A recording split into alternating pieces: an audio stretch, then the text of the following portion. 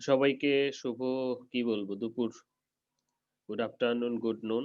আজকে আমরা আহ, যে মেইনটেনেন্স এর টেক্সটাইল মেশিনারিজ মেইনটেনেন্স এর যে কোর্সটিতে কিছু এক্সপেরিমেন্ট সম্পর্কে জানবো, অর্থাৎ কিছু মেশিনারি সম্পর্কে জানবো।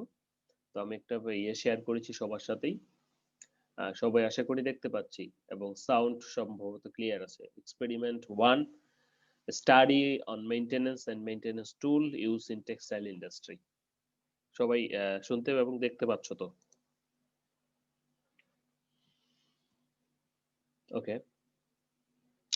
তো প্রথমে মেইনটেনেন্স কি সেটা জানা দরকার আমাদের, এবং সেই সাথে মেইনটেনেন্স টুলস গুলো কি কি সেগুলো সম্পর্কে জানা দরকার আজকে। তো প্রথমে আসবো যে মেইনটেনেন্সে। মেইনটেনেন্স আসলে কি এটা, যদি আমরা বলি যে আমাদের টেক্সটাইল ইন্ডাস্ট্রিতে তো প্রচুর পরিমাণে মেশিনারিজ আছে।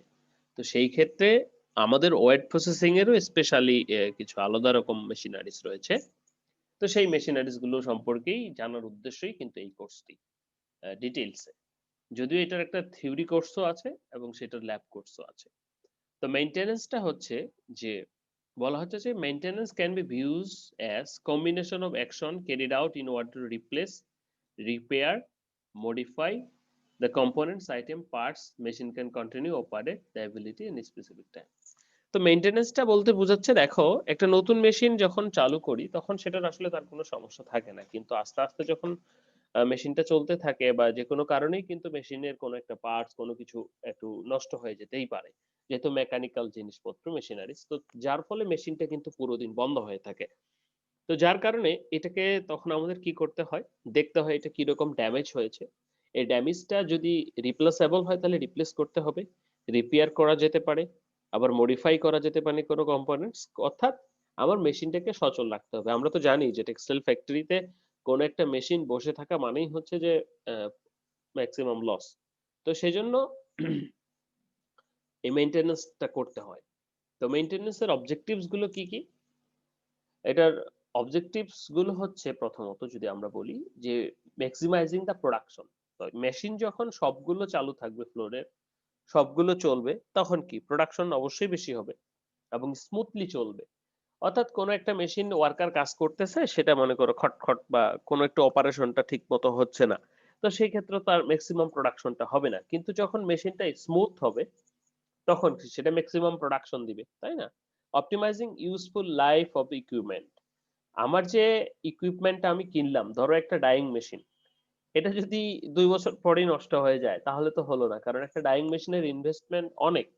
তাহলে সেটার ইউজটাও তো আমার সেরকম করতে হবে যে লাইফ টাইম, অর্থাৎ প্রত্যেকটা মেশিনের যে লাইফ টাইম, সে লাইফ টাইম পর্যন্ত কিন্তু তার চলতে হবে। তার আগেই যদি ভেঙে যায় বা নষ্ট হয়ে যায় তাহলে তো হলো না। তো এই মেইনটেনেন্স এর মাধ্যমে আমরা সর্বোচ্চ ইউজটা করতে পারি। And production cycle keep in stipulated range. তো প্রোডাকশন সাইকেলটাকে আমাদের একটা স্টিপুলেটেড রেঞ্জে রাখতে হবে, যে একটা রেগুলার রেঞ্জে। মনে করো যে এটা ঠিকঠাক হচ্ছে না তাহলে তো আর হবে না। বলা হচ্ছে ইমপ্লিমেন্টেশন কস্ট রিডাকশন। আমাদের যে কস্ট, এই কস্ট কিন্তু রিডাকশন করতে হবে। কস্ট রিডাকশনের জন্য আমাদের মেশিন স্মুথলি চলতে হবে। তাহলে স্মুথলি যখন চলবে সেই ক্ষেত্রে কেমিক্যাল থেকে শুরু করে অন্যান্য যে বিষয়গুলো সেগুলো কিন্তু কম লাগবে। মনে করো কোন একটা মেশিন চলছে না, তাহলে সেটাকে ঠিক করার জন্য তো কস্ট হবে। তো কোন একটা মেশিন যখন প্রি মেইনটেনেন্স এর কারণে যখন আমরা সেখানে লুব্রিকেটিং দিয়ে দিব, ইত্যাদি দিয়ে দিব, তখন তো মেশিনটা স্মুথলি চলবে, তখন কিন্তু তার কস্টটাও রিডাকশন হবে। রিডিউস ব্রেকডাউন, এটা সবচেয়ে একটা বড় কথা, যে মেশিনটাকে যদি মেইনটেনেন্স আগে থেকে করা হয় থাকে রেগুলার বেসিসে, তাহলে সেটার যে ব্রেকডাউন, একটা মেশিন তো আর একদিনই নষ্ট হয়ে যায় না, তাই না? একটা মেশিন নষ্ট হওয়ার পেছনে তার কারণগুলো অনেকদিন ধরে ধরে, যখন কোনো একটা পার্টস কোনো কিছু নষ্ট হয়ে যায় সেটা আস্তে আস্তে কিন্তু চলতেই থাকে। So stipulation implementation cost reduction, reduce breakdown, এই ব্রেকডাউনটা রিডিউস ডাউন টাইম। ব্রেকডাউন হলে কি অনেক সময় অনেকক্ষণ ধরে বসে থাকে, প্রায় কয়েক ঘন্টা। মনে করে স্ট্যান্টার মেশিন নষ্ট হয়েছে বা এই ধরনের কোনো মেশিন নষ্ট হয়েছে, এটা ঠিক করতে কত সময় লাগে আমরা তো জানি।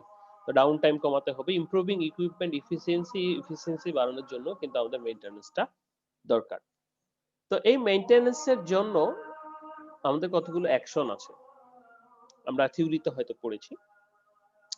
সেই অ্যাকশন গুলি বা অপারেশন গুলি কি কি বলা হচ্ছে যে, তার একটা দেখে নেই। যে setting, checking, repair and overhauling. সেটিংটা কি দেখো, তো এই চারটা স্টেপে আমরা বলতেছি, চারটা অপারেশনকে বলতেছি মেইনটেনেন্সে সাধারণত রেগুলার বেসিসে করা হয়ে থাকে বা ফ্রিকুয়েন্টলি করা হয়ে থাকে। সেগুলো কি কি বলা হচ্ছে যে setting. Setting is the activities two set install machine parts. মনে করো নতুন কিনে নিয়ে আসছো, setting is activities or set to install the machine parts or required ancillaries adjustment, also complementary work to setting the for appropriate setting। মনে করো একটা নতুন মেশিন নিয়ে এসছো, সেটাকে সেটিং করছো বা সেট আপ করা। চেকিং বলা হচ্ছে যে চেকিংটা কি বলা হচ্ছে যে means of investigation of the machine condition. এটা কিন্তু করতেই হয়, ইট ইজ ভেরি ইম্পর্টেন্ট। আমরা দেখি না শুক্রবার করে আমাদের ফ্যাক্টরি গুলো বন্ধ থাকে, কেন বন্ধ থাকে?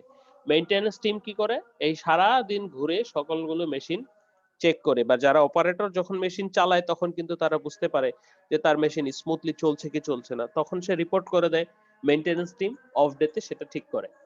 বলা হচ্ছে it is very important work in case of the maintenance, it is skill depends work S a successful maintenance that depends on the fault of direction.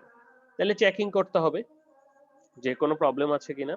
Repairing, repairing বলতে কি বোঝাচ্ছে যে repairing or altering the spare and equipments. মনে করো যে কোনো একটা parts বা কোনো কিছু নষ্ট হয়ে গেছে, সেটাকে ঠিক করা যেতে পারে বা সেটাকে চেঞ্জ করে দেওয়া যেতে পারে। And it's to be detected and necessary measure are taken. মনে করো একটা ব্ল্যাঙ্কেট চেঞ্জ হতে পারে, একটা পিনিয়ন চেঞ্জ হতে পারে ইত্যাদি।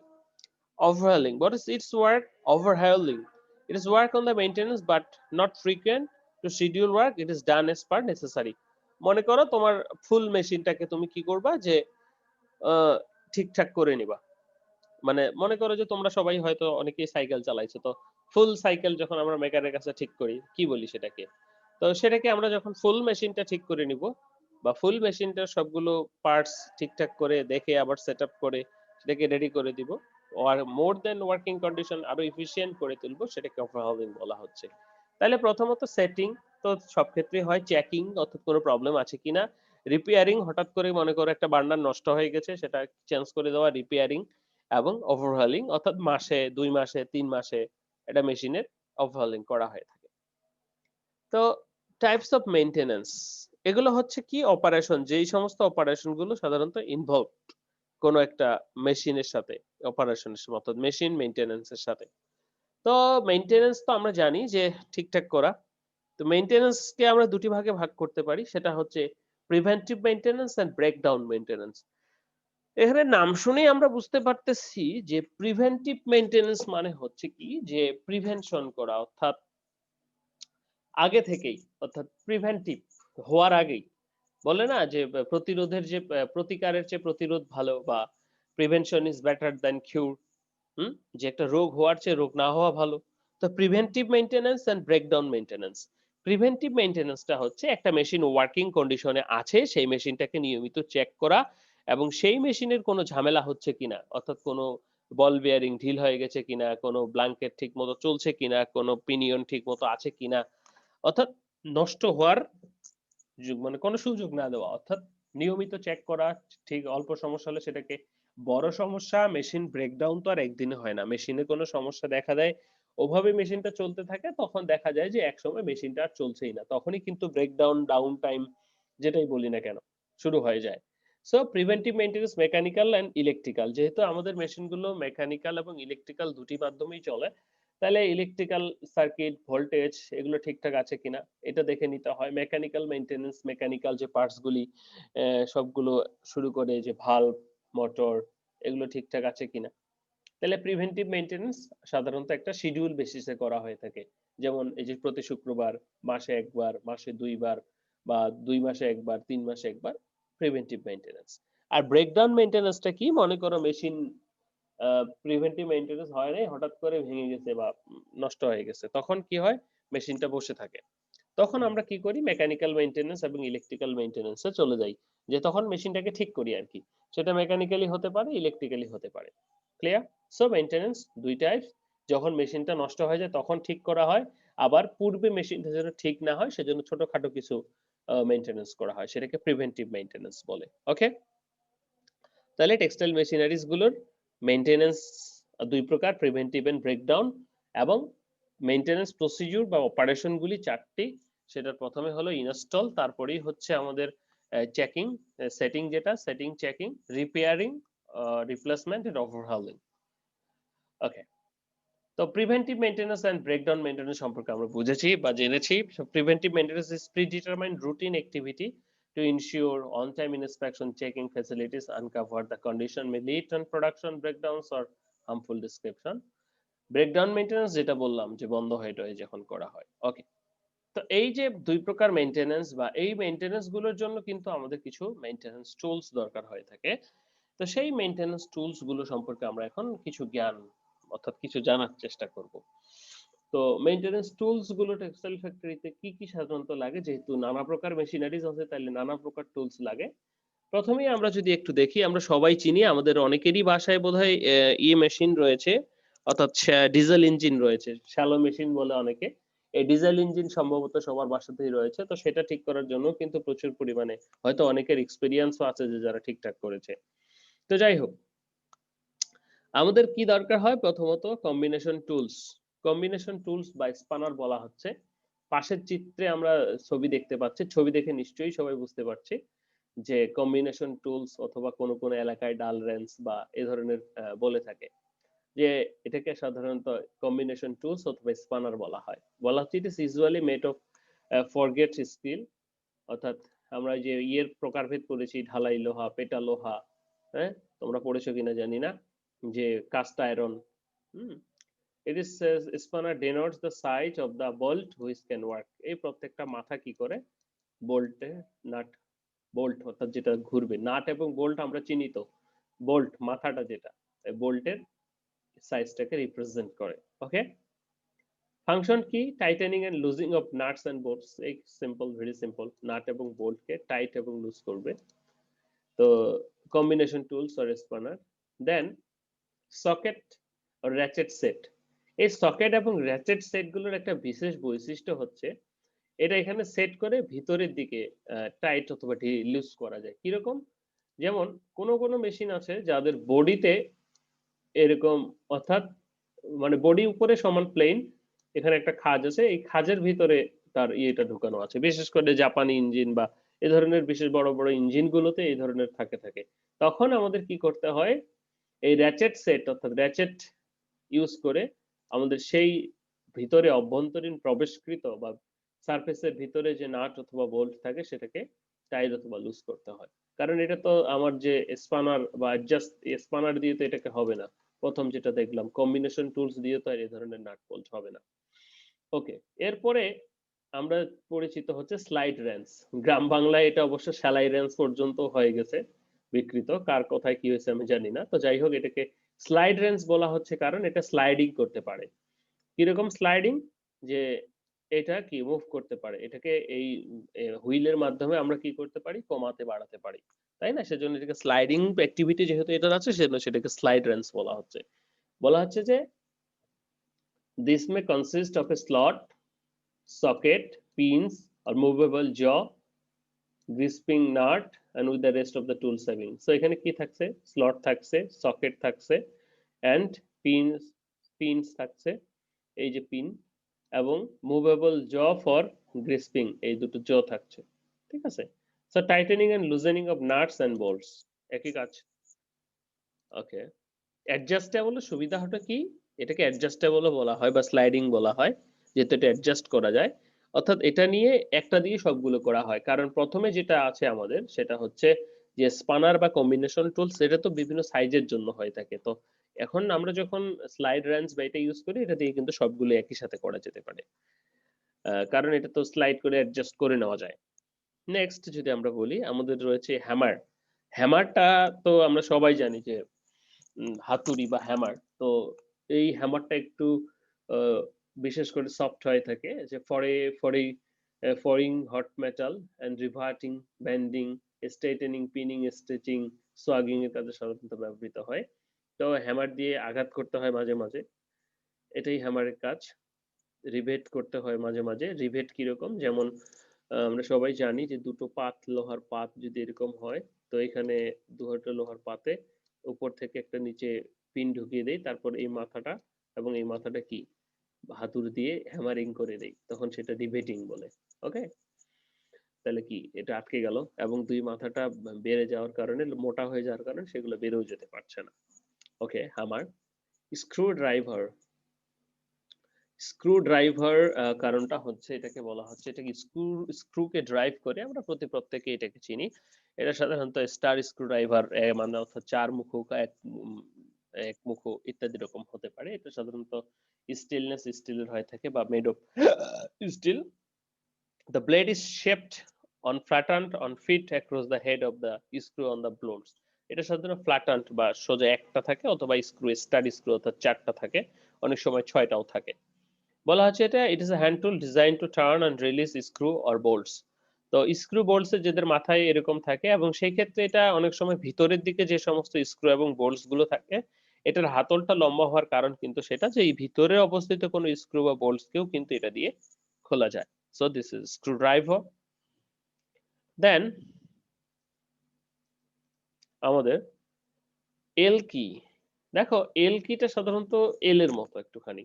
Generally made of steel for loosing and tightening the screw. কোন স্ক্রু গুলা যেগুলো একইভাবে এরকম ভিতরের দিকে থাকে বা সারফেসের দিকে থাকে। এই বাঁকানো হওয়ার সুবিধাটা কি, এখানে যান্ত্রিক সুবিধাটা পাওয়া যায়।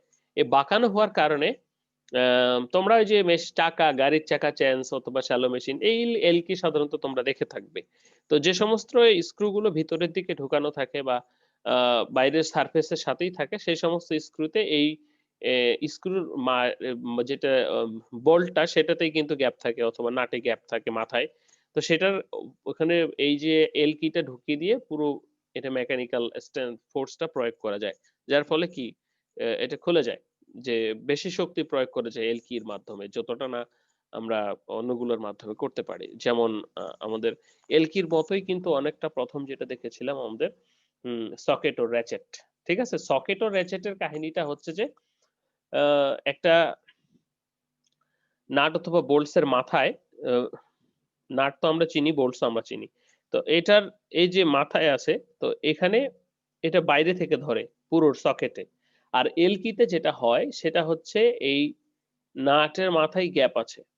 ঠিক আছে, গ্যাপ আছে এইখানেই এই এল কিটা ঢুকে প্রবেশ করিয়ে এবং বাঁকা হওয়ার কারণে সেখান থেকে আমরা যান্ত্রিক সুবিধাটা পাই এবং তখন সেটা টাইট অথবা লুজেনিং করা হয়ে থাকে। তো এল কি। ওকে, এরপরে যদি বলি স্টিল ট্যাপ, তো সবাই জানি যে আমাদের দৈনন্দিন মিজারের জন্য টেক্সটাইল ফ্যাক্টরিতে সবচেয়ে বেশি স্টিল ট্যাপ ব্যবহৃত হয়। এরপরে যদি আমরা বলবো প্লাইয়ার্স। প্লাইয়ার্স অর্থাৎ প্লাইয়ের মতো প্লাইয়ার্স, এটা সাধারণত বিভিন্ন প্রকার হয়ে থাকে। রাউন্ড নোজ হতে পারে প্রথমটা, দ্বিতীয়টা তারপর শার্প নোজ যেটা একবারে চোখা। তো এটা বিভিন্ন কাজে সাধারণত ব্যবহৃত হয়।